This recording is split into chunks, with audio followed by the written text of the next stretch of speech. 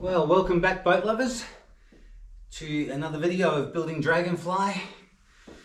Coming to you live this week from the little studio where I make all the videos. A few musical instruments behind me that help me put some of the tunes together. To continue on from last week, we were working on those on that seating at the back of the boat, and I've been flat out for the last week or two, pretty much in the shed every day. And I think I've made some great progress. I've probably got enough footage for 2 videos. I'll see how I go. I'm about to start putting it together now. I have to say a massive thank you to everybody who's been subscribing and leaving comments and all that sort of thing. I'm just astounded at how many people around the world enjoy my crazy little boat building videos. I certainly enjoy making them. I have a lot of fun doing it. It's a lot of work, but it's a great way to document the build for myself, and obviously other people are having some fun with it too, so that's fantastic. Thank you so much for leaving comments and subscribing. As you know, it's free to subscribe and you get notifications when a new video's out and all of that. As I say, I've been flat chat going absolutely crazy in the boat shed. I've got lots and lots done, so there's heaps to see in this video. So let's get to it.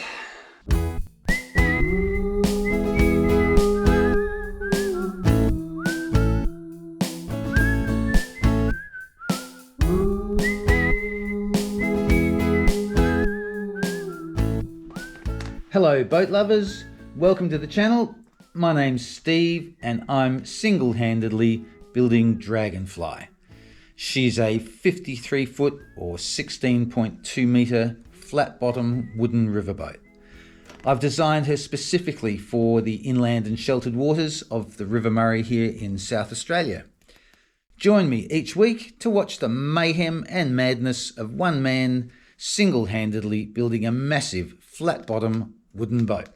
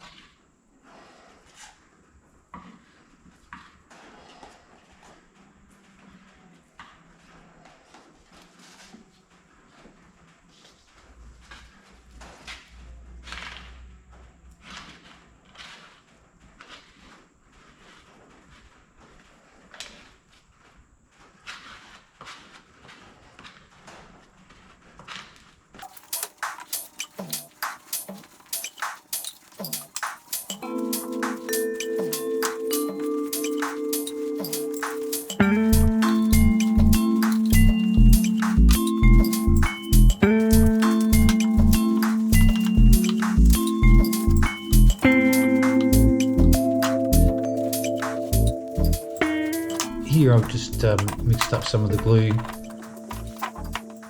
forcing it into the grooves that I've cut in these round pieces for the dinette.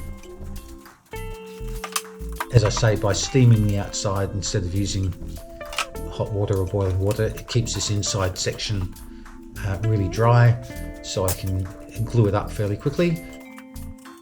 Once it's bent round, it seems to hold its form quite well, so I have to open it up just a little bit, force that glue in there, and get a really good seal.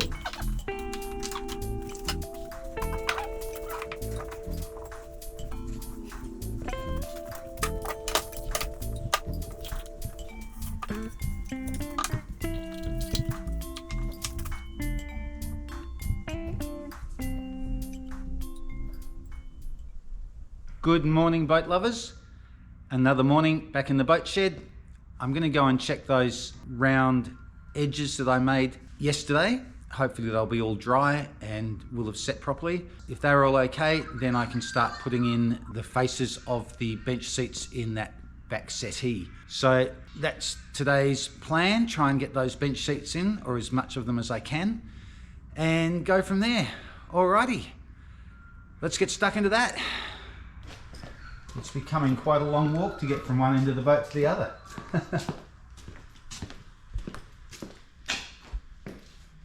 So that's the section we're working in today. Try and get those benches in, and we'll just have a bit of a look. There we go, the pieces I made yesterday.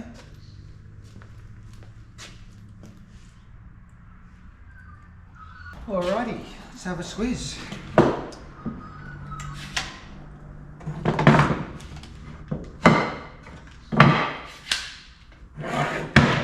Quite a few comments with people questioning a flat bottom boat being this long and narrow, and I certainly appreciate their comments and concerns, if you like, but you've got to bear in mind that this boat is being built for very calm waters of the Murray, and that a flat bottom boat is actually exceptionally stable up to a point, even more stable than a boat that has a deep V hull.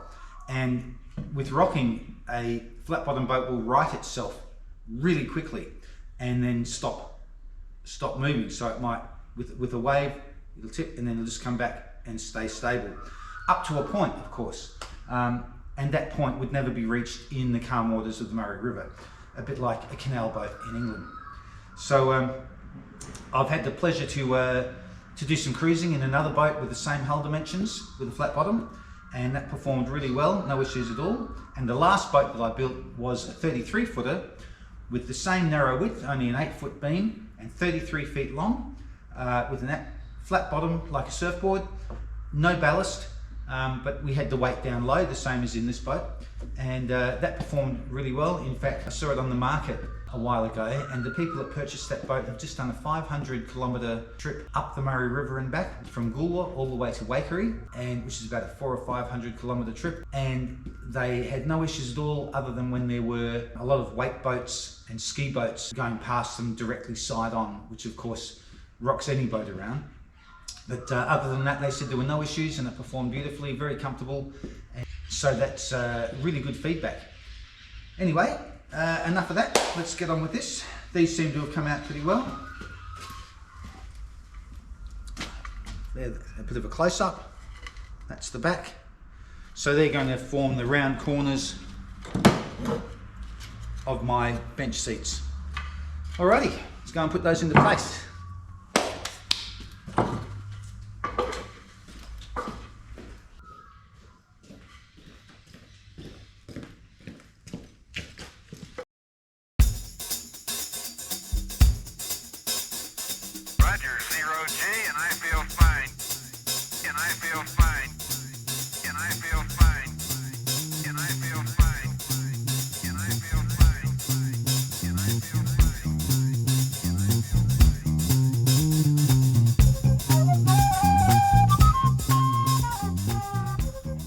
Here I'm just putting some nails in along my line, so I've got somewhere to push that panel up against when I glue it into place. Once it's dry, just pull the little nails out, and of course I'll do my fillets of glue along there. As with most of the joins, most of the main joins, I'll be doing a glue fillet with a fiberglass tape. It's called taping the joins. Anywhere that's particularly visible, I'll be putting a fairing compound over the final fillet, because the fairing compound is really easy to sand as opposed to the glue, which is really hard.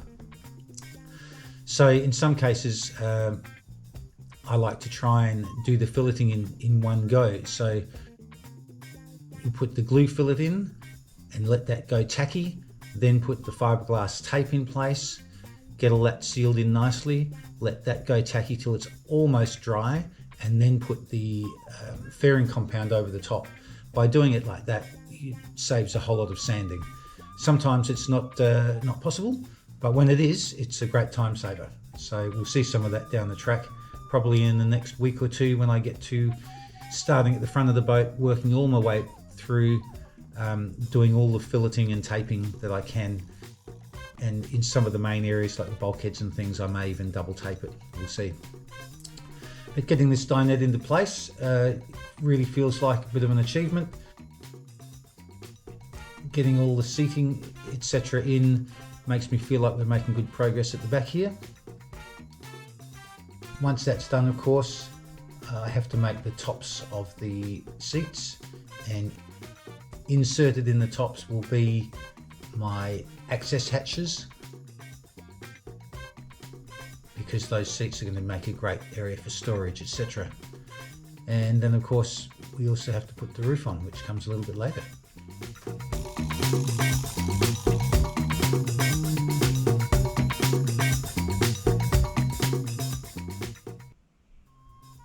I'll wear my mask when I'm gluing pretty much all the time, even when I'm just mixing up resin to wet something out. I still wear the mask because the fumes, of course, are not good for you. One of the main issues is the glue powder, because that's such fine powder, you don't want to be inhaling that. But also, just the fumes from the resin itself is pretty toxic. So I wear the full painting mask there, or gas mask, and I change those filters fairly regularly. I can do a day of gluing and my head's as clear as a bell, no headaches or anything like that. I think safety first.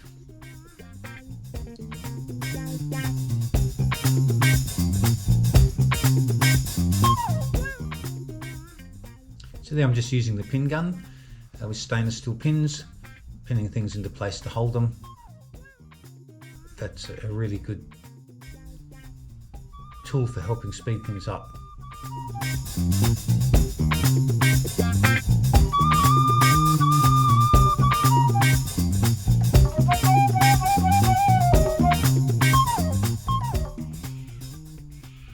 Again, it's a race against time working with the glue, although on this particular day it's not that warm, but nonetheless the glue, you want to use it while it's really runny and gooey.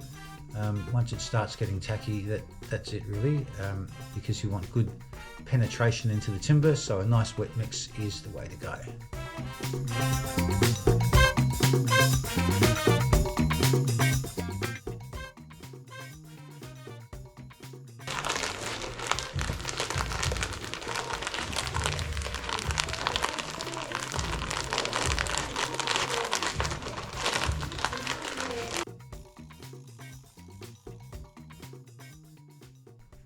As you can see, I do a lot of my mixing in the clip lock bags.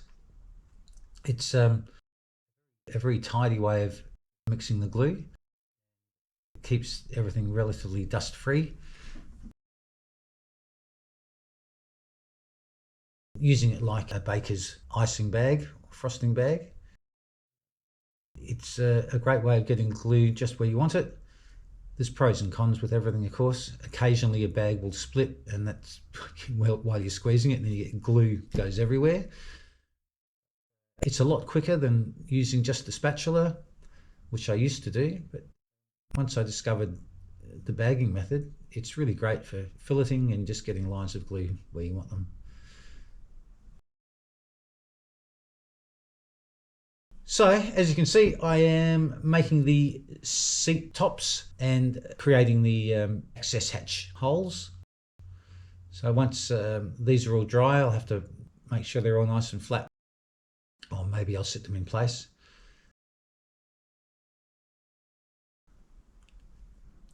Yeah, so quite pleased with the way these have turned out.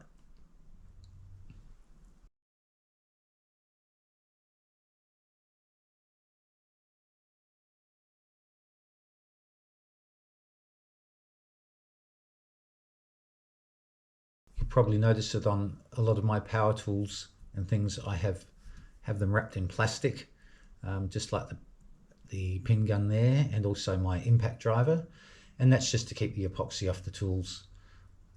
It's just impossible otherwise to keep them clean. You can try and be as neat as you can, but guarantee that nearly every time while you're gluing you get a drip here, or something will happen, you need to wipe that off with your fingers, or so then your gloves get covered in glue, and every time you pick up one of the tools it's going to get sticky and tacky. So wrapping them in plastic or putting tape around them is is a great way to keep them clean at the end of the job. Take all the tape off, and with a bit of luck we'll still have good clean tools underneath. As I say, this is my mixing station, which is really in dire need of a makeover. There's my bucket of acetone where I throw all my spatulas and tools as soon as I've used them. That keeps everything really clean. The acetone is hellishly expensive, but does a great job, and you have to keep it sealed really well because it evaporates super fast. You can use, with a lot of epoxies, and even with this one to a degree, you can use vinegar, just good old white vinegar, to clean tools and brushes and things. It doesn't work nearly as well as acetone, but if you put things in vinegar while the glue is still really, really wet, it will clean them quite well, and certainly great for getting epoxy off your hands.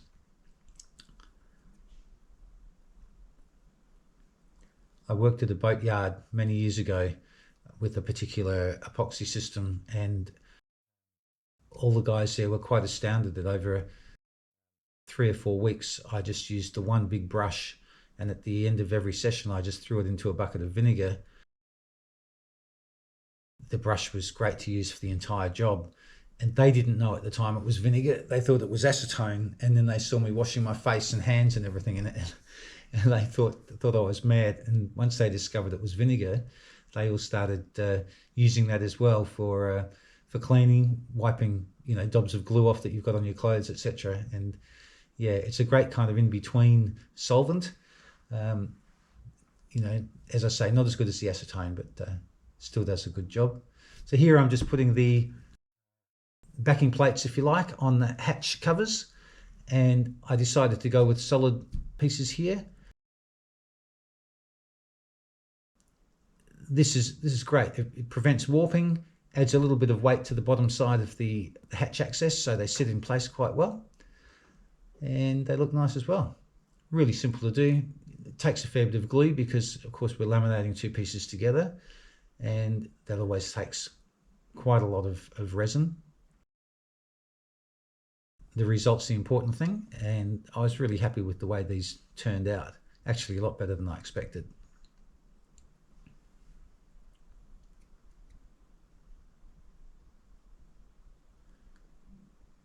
You can usually tell when I've changed days working in the shed because the t-shirt colour changes. Well, I have a few of the same colour, but yellow seems to be the most frequent.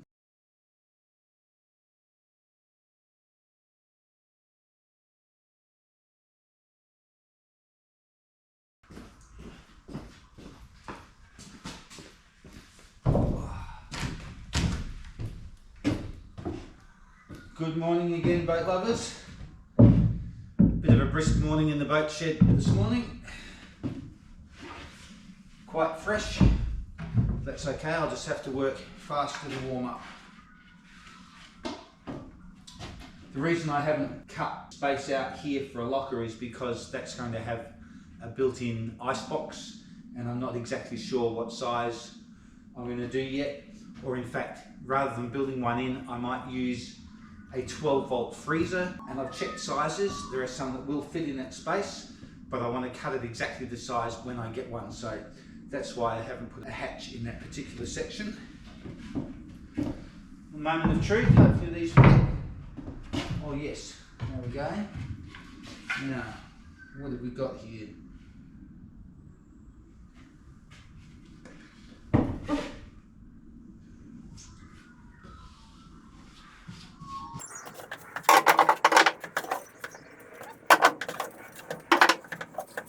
These turned out quite well. Because they're fairly small hatches, I thought I'd just, rather than run separate pieces around, I just did a double lamination there, which will stop them from warping, and there's enough weight on the bottom there to sort of hold them down nice and flush.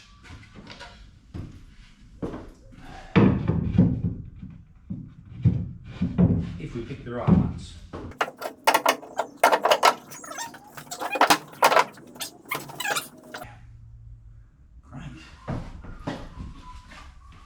That would be about that height.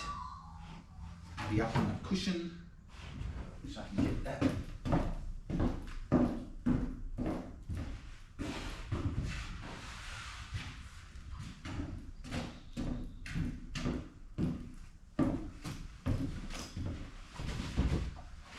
That's about the thickness of the cushions.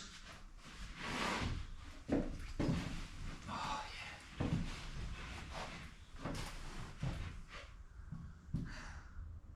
Great.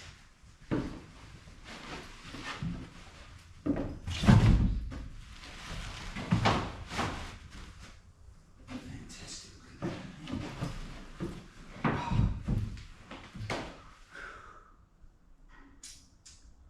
Yep. I think Maple will like the spot. I've introduced her to the boat shed a couple of times, and the first time I brought her in, I had her sitting on this cushions, and now every time she comes in, she runs straight up onto the boat, jumps up onto the cushion. She thinks that's her spot. I think she's very comfortable with that.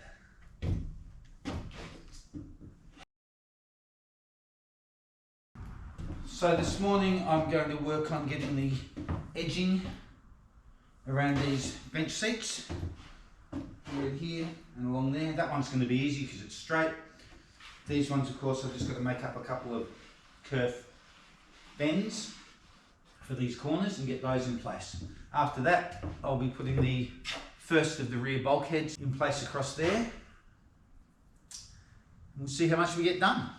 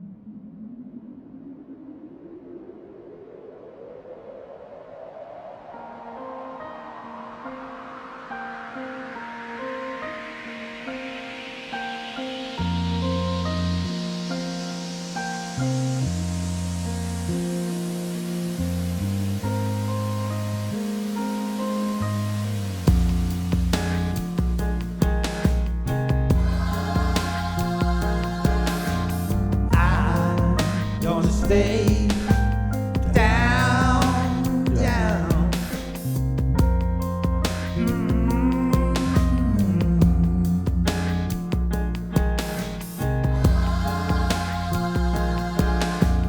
I'm at the bottom of the ocean. I'm at the bottom of the sea.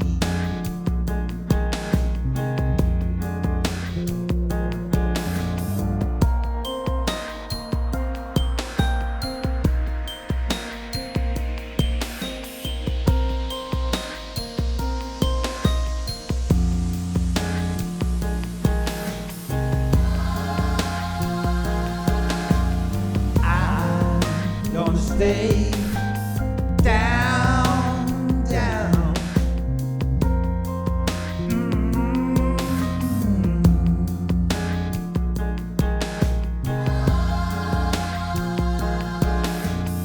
I'm at the bottom of the ocean.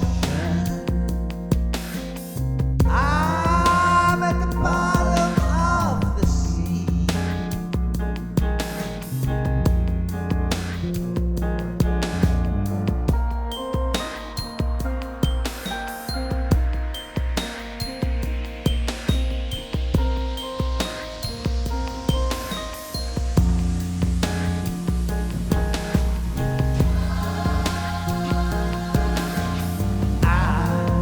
Gonna stay down, down.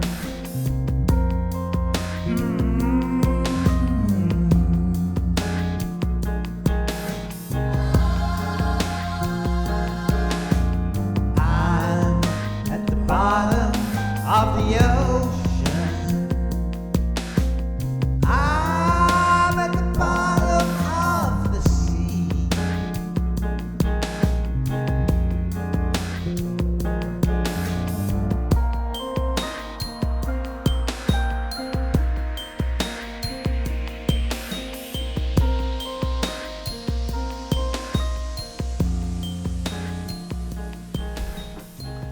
Okay folks, I've just done all my cuts into here. Hope you can see that. Ready to bend this around. I could almost bend it as it is because I've got really quite deep cuts there.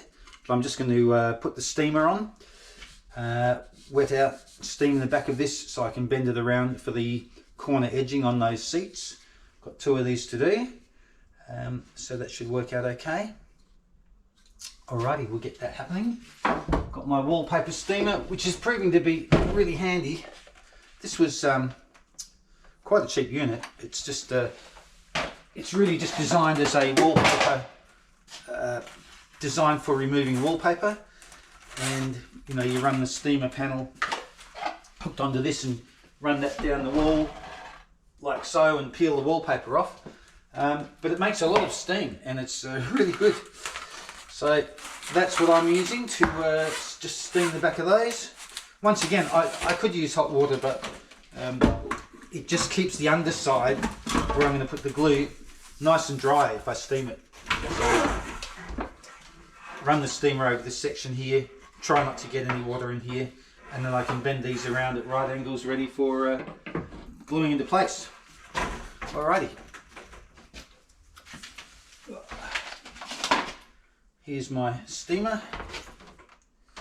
Already got some water in there, so I think there's enough in there to do the job. Takes a few minutes to heat up.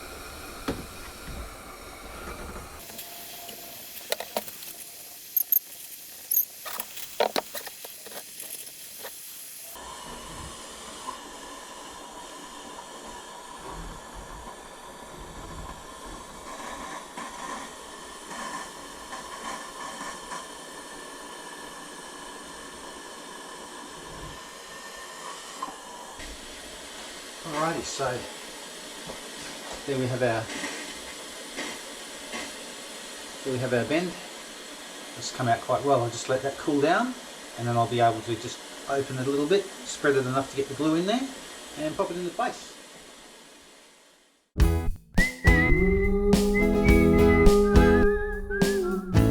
Thanks for watching, boat lovers. If you enjoyed this video, please give me a big thumbs up, hit the like button and remember to subscribe.